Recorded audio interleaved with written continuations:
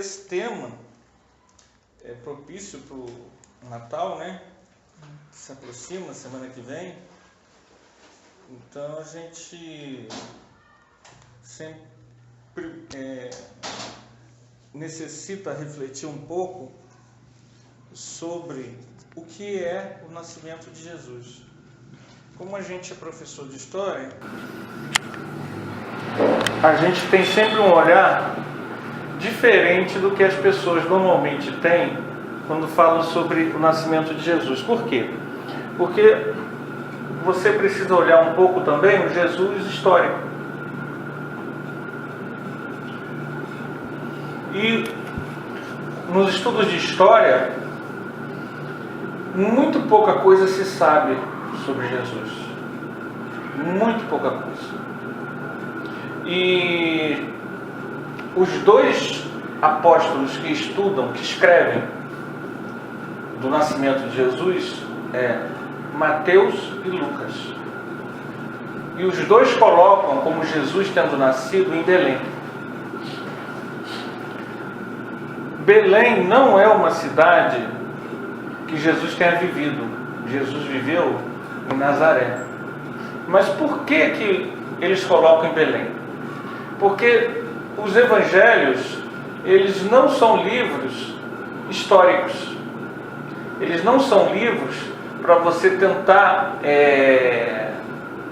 ver ali o que de fato aconteceu.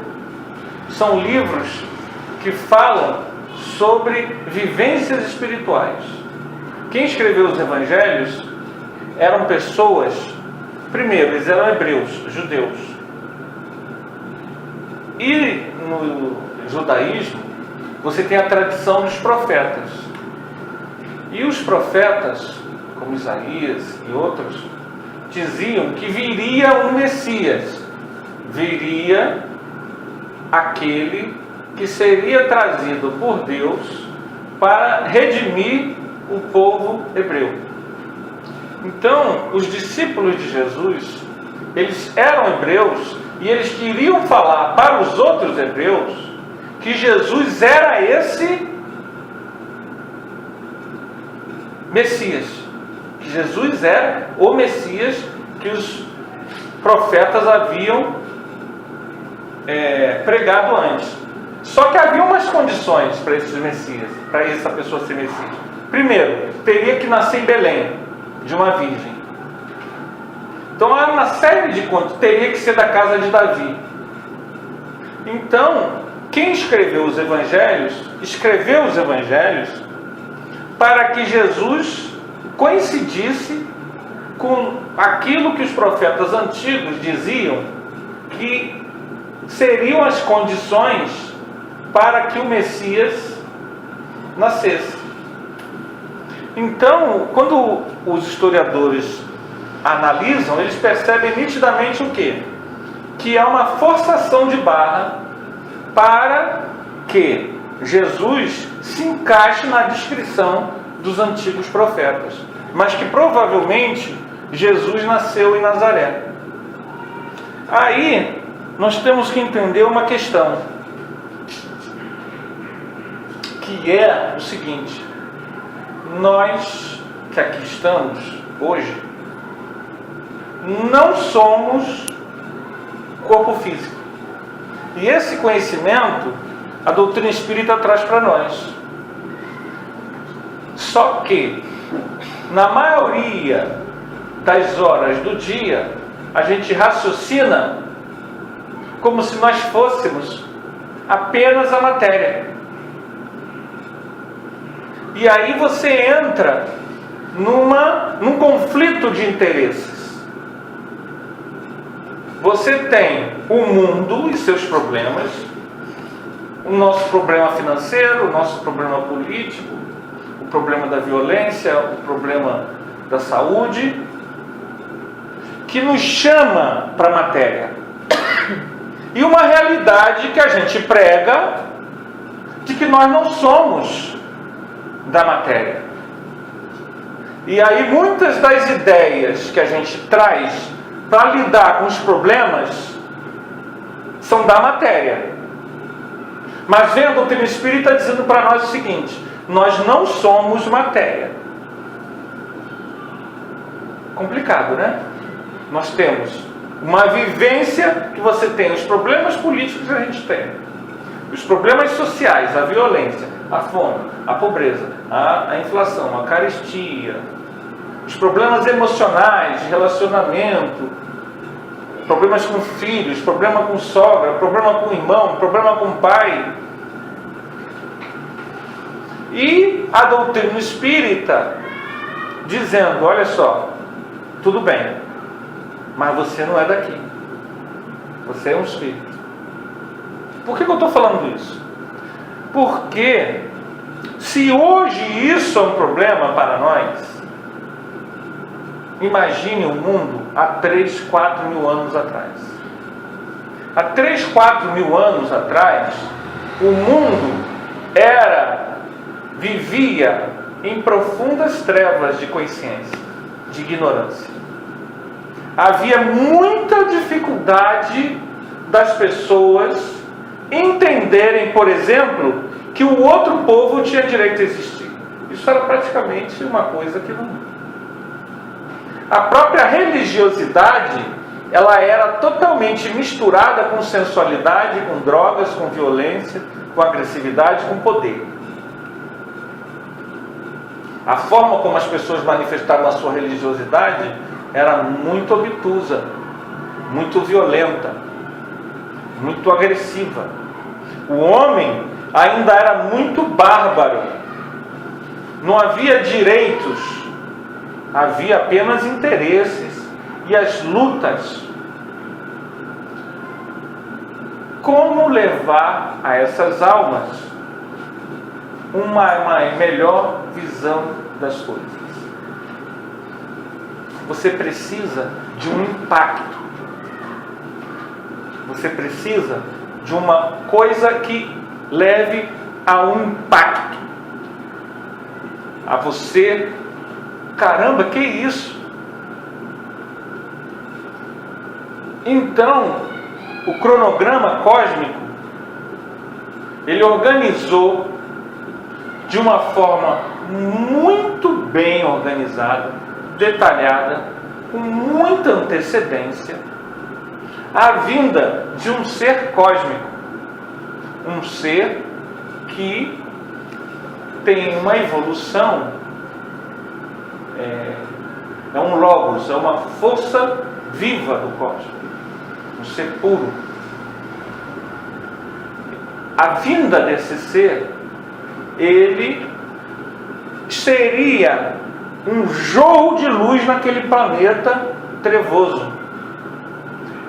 O impacto da presença desse ser mexeria com os inconscientes coletivos do planeta.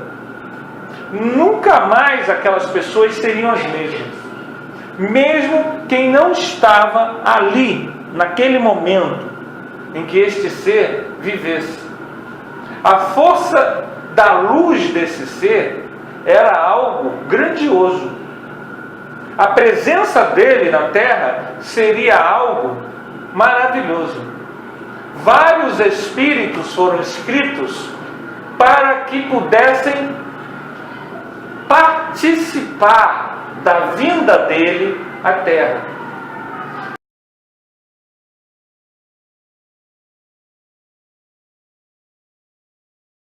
Então, isto foi organizado, mileniou a sua vinda à Terra.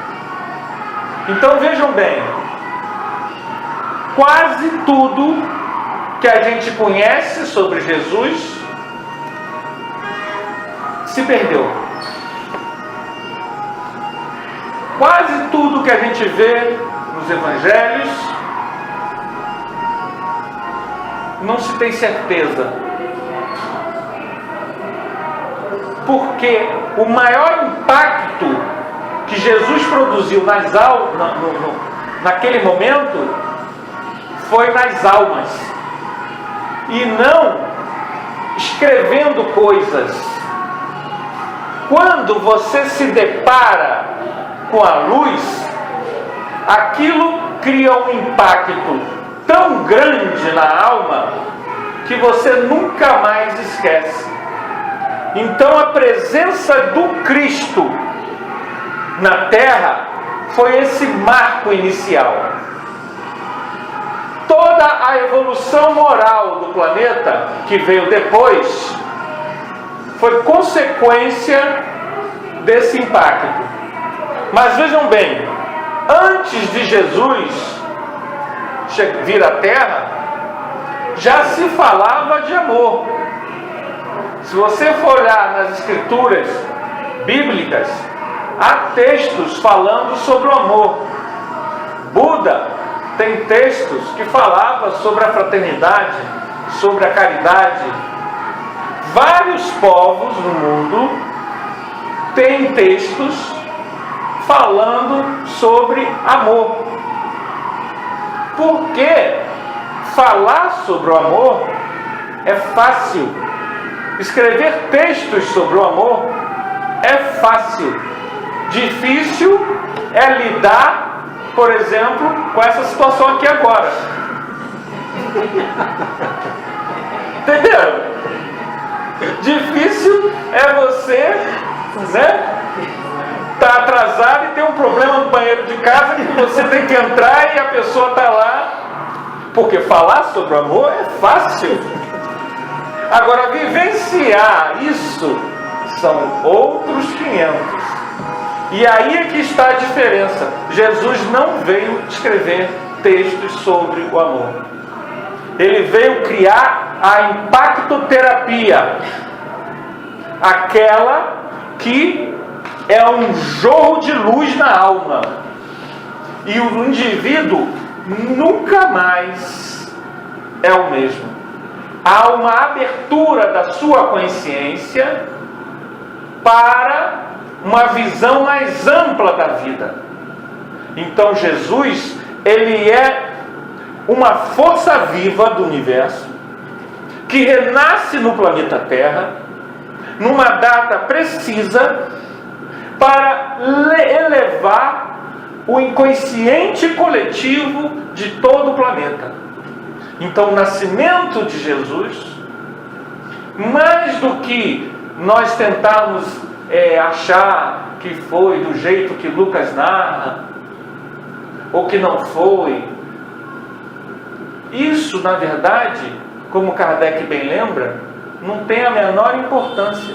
Os detalhes, porque o grande impacto é a vinda de um ser dessa transcendência, descer planos, os planos mentais, os planos de puríssima beleza e transcendência, e vestir de novo corpos físicos, a qual este ser há muitos milênios já não utilizava mais. E por que ele veio? Ele veio para trazer uma nova visão de vida. Ele veio porque nós precisávamos ter esperança. Uma das maiores questões que a gente hoje, um companheiro espírita comentava um texto lá no Facebook, totalmente pessimista. E ele, espírita, terminava dizendo assim: nós precisamos ir às armas. E aí eu escrevi: violência nunca trouxe verdadeiramente mudança. Nós, no momento em que usamos a violência, estamos sendo aquele homem bárbaro diante da vinda de Jesus. Por quê? A violência, ela é o nosso orgulho e o nosso ego, querendo dizer: eu tenho razão, então eu vou virar essa mesa e vai fazer do jeito que eu quero. E Jesus vem para nos ensinar a não lutar para ter razão, mas para servir. É diferente. Não é eu querer mudar as pessoas, arrancar a pessoa do banheiro, mandar o carro gritar com o carro lá desligar o som.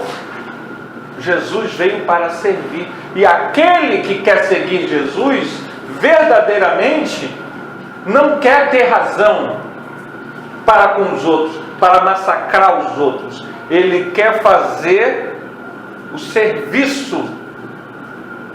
Nós precisamos saber o seguinte: mais um Natal e nós estamos encarnados.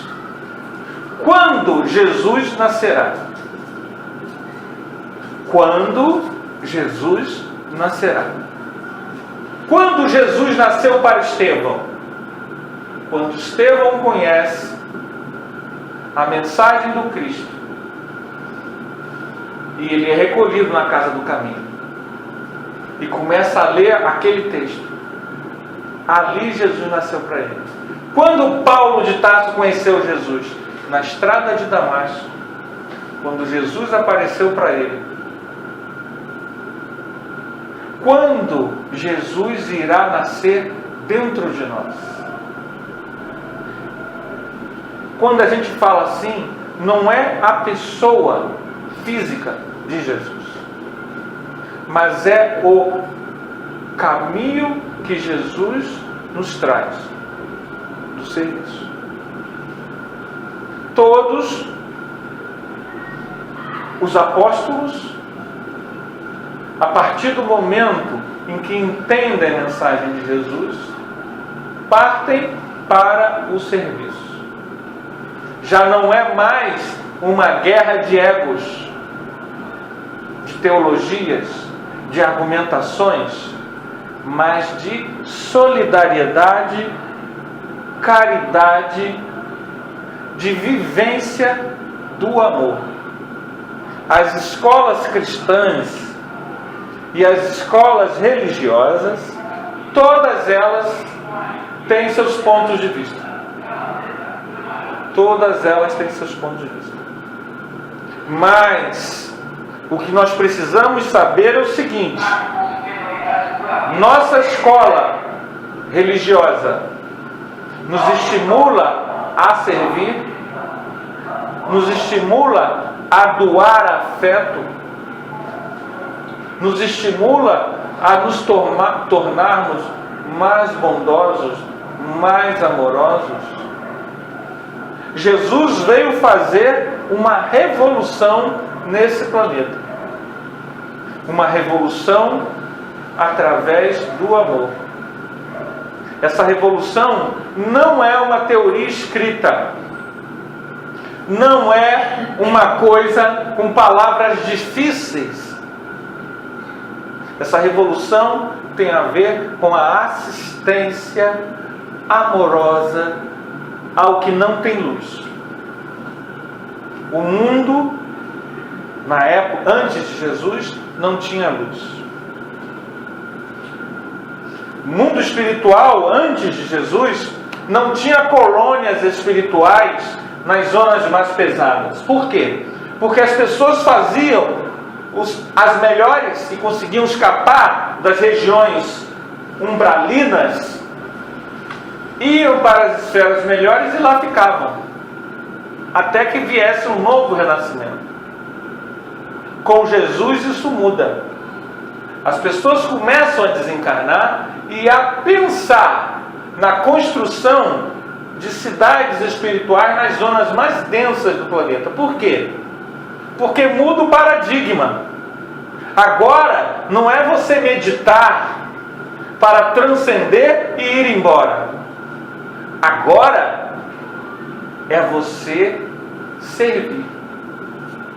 Muitos daqueles capelinos que trouxeram várias ciências da meditação, da transcendência, da mediunidade, seu anseio era voltar para a pátria-mãe. Então todos os seus conceitos, o conceito de sair da roda de Sansara e não mais reencarnar, por exemplo, tem o budismo e tem o hinduísmo, vem disso, de um anseio profundo de sair daqui para nunca mais voltar. Com Jesus é diferente. Jesus vai aos leprosos, não tem cura. Jesus vai aos caídos, às prostitutas. Jesus se mistura com as trevas. O espírita não pode ter medo do pobre, do que cheira mal. O espírita não pode ter medo do cracudo. O espírita tem que amar, colocar esse sentimento para fora. É aí, quando nós colocamos o sentimento para fora, é nesse momento que nasce Jesus. É nesse momento, melhor do que nasce Jesus. Nós somos um reflexo do Cristo. O mundo de regeneração não será construído sem a participação do nosso sentimento. Se nós não refletirmos Jesus na nossa vida, não há cristianismo, não há cristão. Não será pela violência que nós vamos mudar nada. Por quê? O Império Romano usou da violência. Cadê o Império Romano? Átila usou da violência. Cadê Átila? Hitler usou da violência. Cadê Hitler? Alexandre o Grande usou da violência. Cadê Alexandre o Grande? A violência é uma ilusão. É uma fantasia. Todo violento, ele desencarna violento, preso às zonas inferiores. Se vocês já viram as zonas inferiores, vocês sabem que são regiões terríveis, porque não é um filme, não é um desenho animado. São regiões reais, não é fantasia. Então, não é uma coisa de um filme, de uma história em quadrinho. São regiões terríveis. Por que são terríveis? Porque quem construiu, que foi a mente humana, está terrificada. Jesus veio trazer uma renovação do sentimento que ilumina a nossa alma. Mas vejam bem, isso não pode ser uma teoria. Hoje nós temos a literatura. A gente tem muita literatura, mas se a gente fosse falar aqui de fatos históricos, talvez o tempo não daria para a gente entender o seguinte: toda a teologia, ela tem como fundamento uma série de coisas que muda ao longo do tempo. Então, o que os teólogos do século XVI acreditavam não é a mesma coisa que os teólogos do século...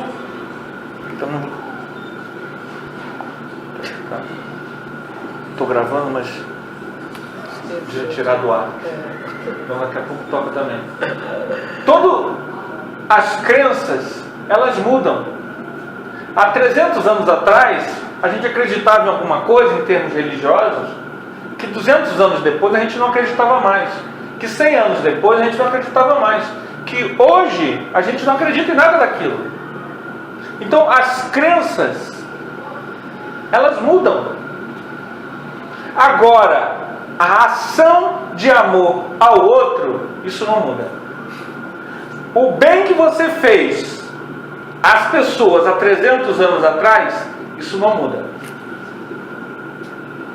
Muitas vezes, se você participa de reunião mediúnica, você tem uma grata surpresa, não só dos obsessores, mas às vezes um espírito que você ajudou há 400 anos atrás. Ele vem dizendo: olha, essa pessoa aqui há 400 anos atrás, ela era um padre rigoroso, mas ela nos ajudou muito. Aí você vê aquele monte de índio agradecidos pelo bem que você fez. Vejam bem, o que você pregava há 400 anos atrás como jesuíta? Se lembram? Lembra?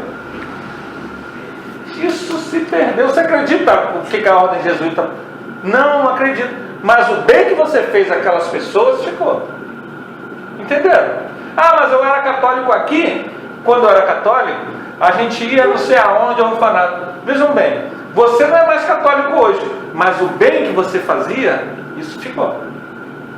Então Jesus, ele realmente traz uma mensagem que está para além das teologias, das teorias. É uma mensagem de alma para alma. Não é quem você é, qual é a tua crença. Você é homem ou mulher? Qual é a tua religião?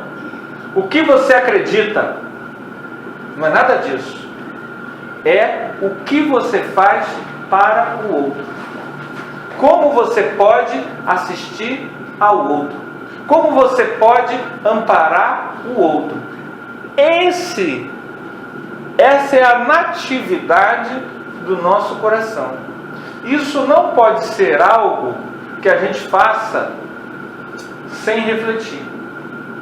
Então, por isso que um tema como esse, o nascimento de Jesus, a missão de Jesus, ela é útil. Por quê? É um tema útil porque nos faz refletir sobre nós. A missão de Jesus foi fundar a pedra fundamental, a pedra inicial do mundo de regeneração. E depois, os mundos mais superiores. Ele trouxe luz e funda uma nova forma de lidar com o ser humano, que não está baseada na violência, mas está baseada no sentimento, na assistência, no socorro, no amparo. A partir de Jesus, nos é colocado uma seguinte questão, que é retratado em alguns livros do Emmanuel. O primeiro deles, se eu me lembro, é Ave Cristo. Quinto Varro, no início do livro, ele está desencarnado. É o século III que eles estão vivendo. Ele já tinha dado testemunho como cristão no primeiro século. Já tinha sido cristão. Ele estava bem no mundo espiritual. Mas o que o angustia? Seu filho não está bem. O filho dele, Tarcísio, né?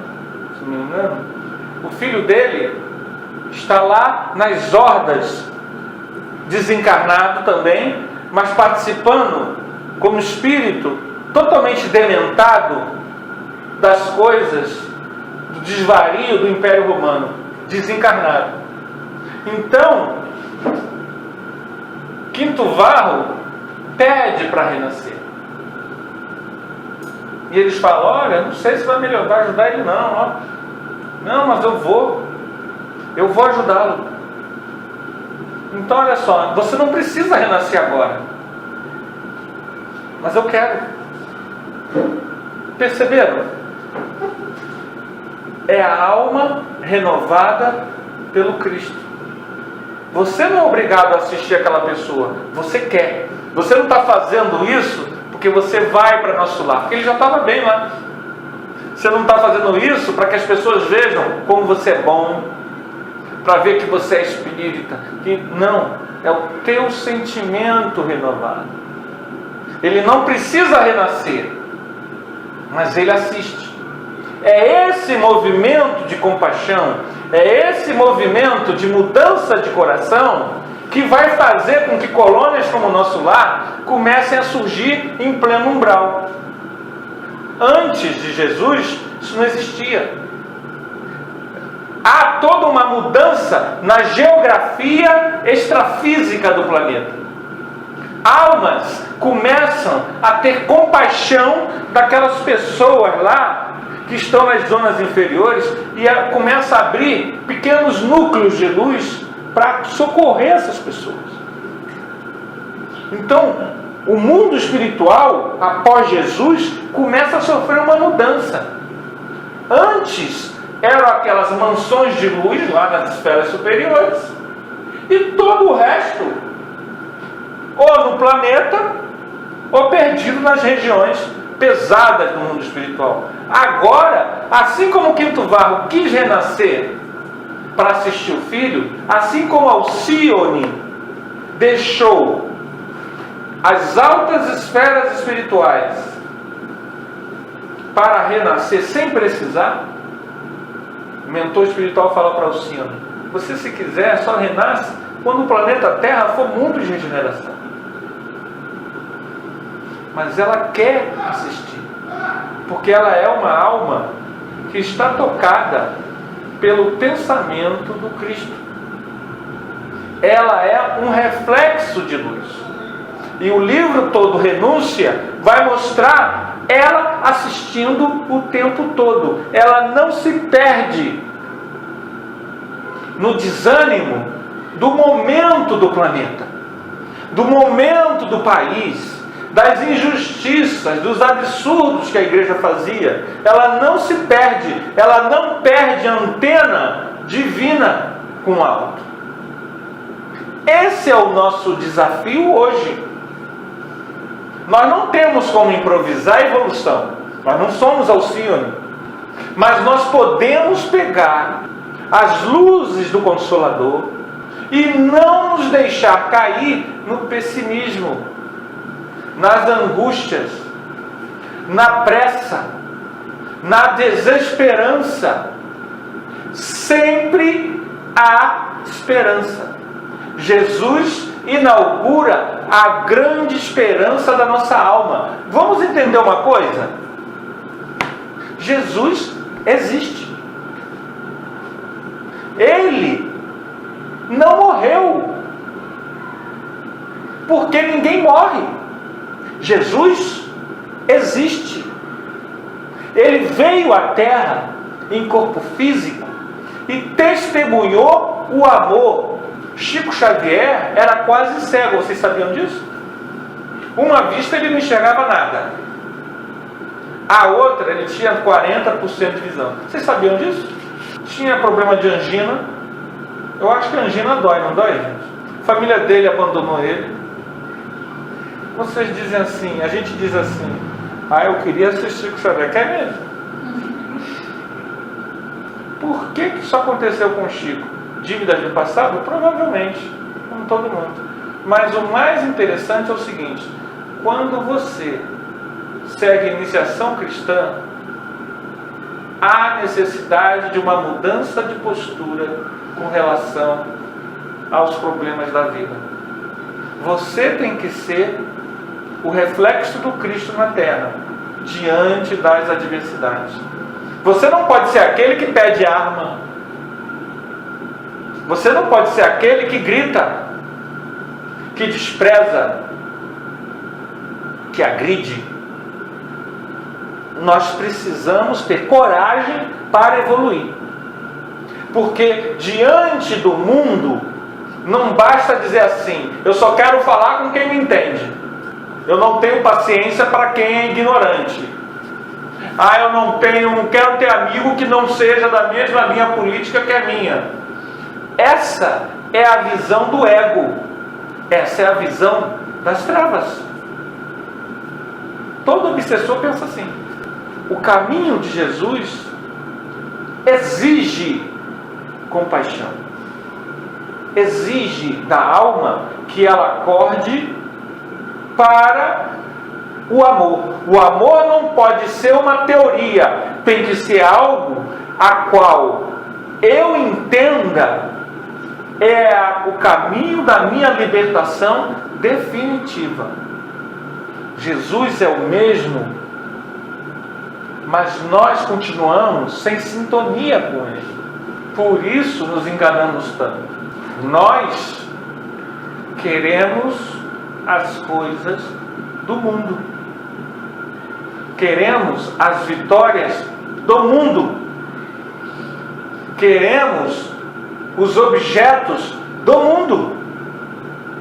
E por isso criamos crenças e religiões que visam satisfazer nosso ego do mundo. E buscamos rituais, crenças, magias, igrejas que nos prometem coisas do mundo. Só que Jesus disse assim: tende bom ânimo, eu venci o mundo. Porque nós vamos desencarnar. E se nós não nos desapegamos das coisas do mundo, nós ficamos por aqui. Ficamos presos. O que mais tem nas casas das pessoas são os seus parentes que viviam lá. Eles não sabem, mas estão presos. O que mais tem nas ruas, nos bailes, nas boates, nos hipódromos, todas as atividades humanas, é gente lá, até nos quartéis tem espírito lá, de ex-soldados, ex-subordinados. Eles estão lá, vivem a vida onde eles queriam ficar. Aonde está seu coração? Responde quem não. Pensamento. Onde está seu coração? Onde está o pensamento, está o coração. Está o seu tesouro, né? Quando Jesus diz, coloca o pensamento no amor, você abre a sua visão espiritual e não se deixa enganar pela coisa passageira. Você começa a entender que isso aqui é um grande teatro, a qual todas as dificuldades são para que você teste a tua capacidade de externar amor. É Jesus nascendo dentro de nós. Quando isso acontece, nós começamos a sentir o Cristo em nós. Nós começamos a ser embaixadores do Cristo na Terra. Nós começamos a ser um reflexo da luz do Cristo no mundo. E aí a depressão desaparece, os assédios eventuais desaparecem, a sensação de abandono desaparece, a sensação de desesperança, a pressa para que haja mudança desaparece, porque você começa a se espiritualizar. A sua visão de mundo já não é aquela visão apressada. A visão apressada é a visão errada. A visão apressada leva a precipitação. Toda ação precipitada, em geral, resvala no mal. O mal, ele não pensa no futuro. Se todas as pessoas que estão hoje na cadeia, que vão realmente pegar uma pena de 20, 30, 40 anos, se elas pensassem no que elas estavam fazendo, que aquilo ia dar 30, 40 anos, ou o resto da vida na cadeia, será que elas fariam?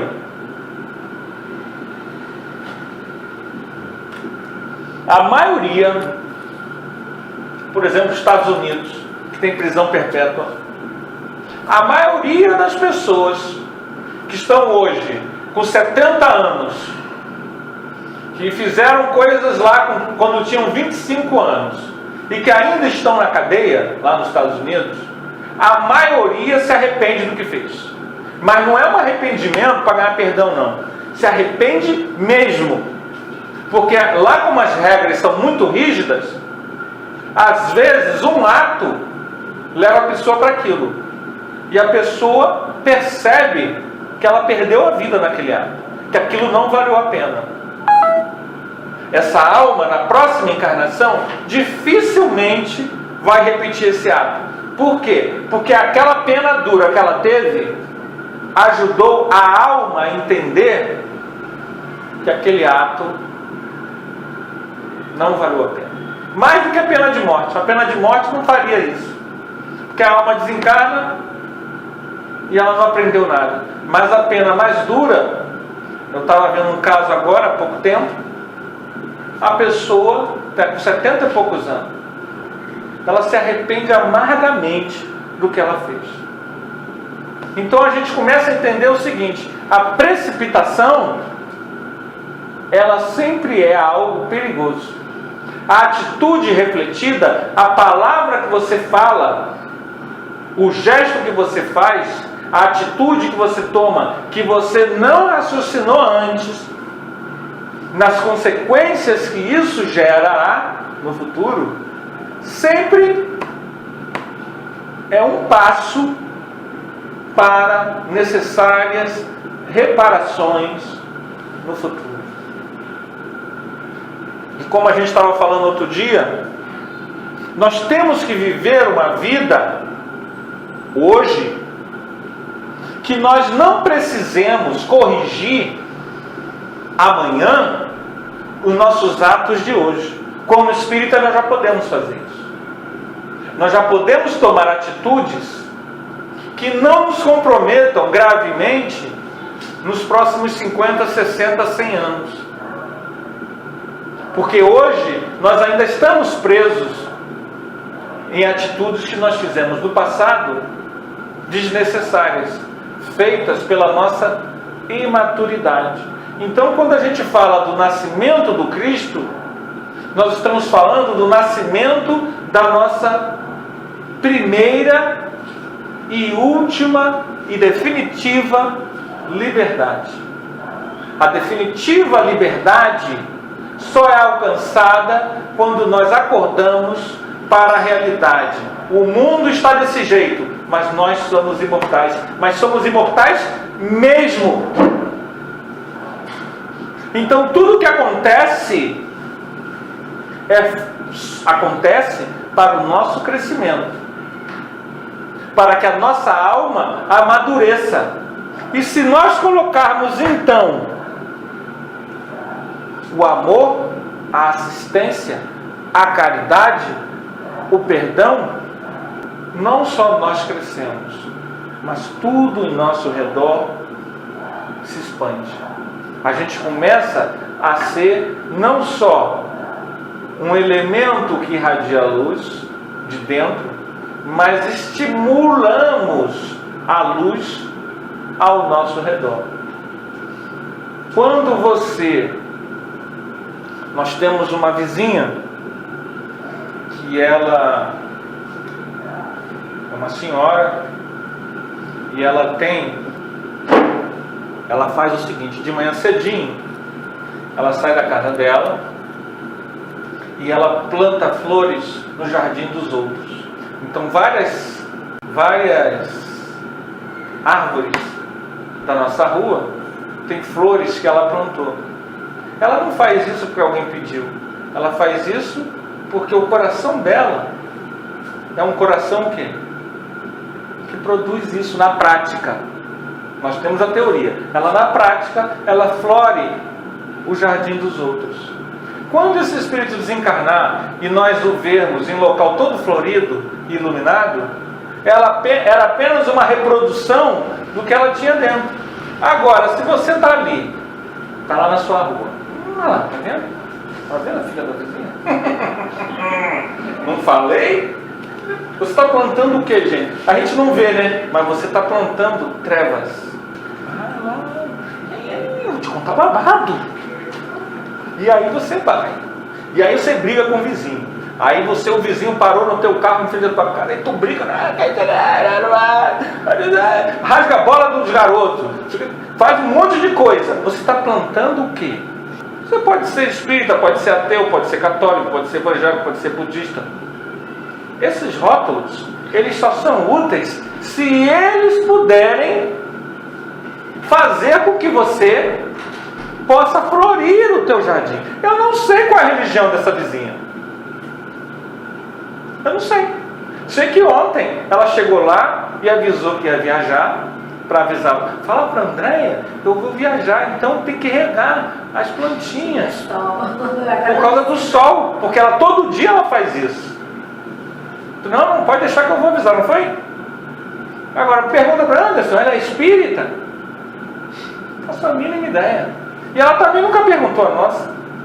E ela faz isso de vários jardins ali. Eu estou dando esse exemplo, que é uma pessoa desconhecida, não é de casa espírita. Eu não estou dando esse exemplo para envadecê-la, porque ela nunca nem vai saber que eu falei isso. Eu estou dando esse exemplo porque ela ali, com aquele pequeno gesto, eu não sei como ela é em casa, não sei. Eu estou falando daquilo que eu estou vendo. Ela ali está sendo um reflexo do Cristo na Terra. Ela vai mudar a presidência da República, os juízes, os políticos que o povo vota, a política mundial, o presidente dos Estados Unidos, ela vai mudar essas coisas? Nem nós. Mas na vivência que nós temos aqui na Terra, ela está seguindo, ainda que até mesmo naturalmente, os valores que são os valores que o Cristo quis trazer para nós. E nós, como espíritas, precisamos tomar consciência disso, porque nós podemos também ser um reflexo dessa luz na Terra, com coisas pequenas: generosidade, amorosidade, companheirismo, silêncio sobre os defeitos alheios, perdão sobre a imperfeição do companheiro. Nós podemos começar a entender que todas as pessoas, preste atenção, todas as pessoas que não somos nós, entenderam? Todas as pessoas que não sou eu, necessitam de assistência. Ah, mas ele é orador, necessita de assistência. Ah, mas ele é presidente da Casa Espírita, necessita.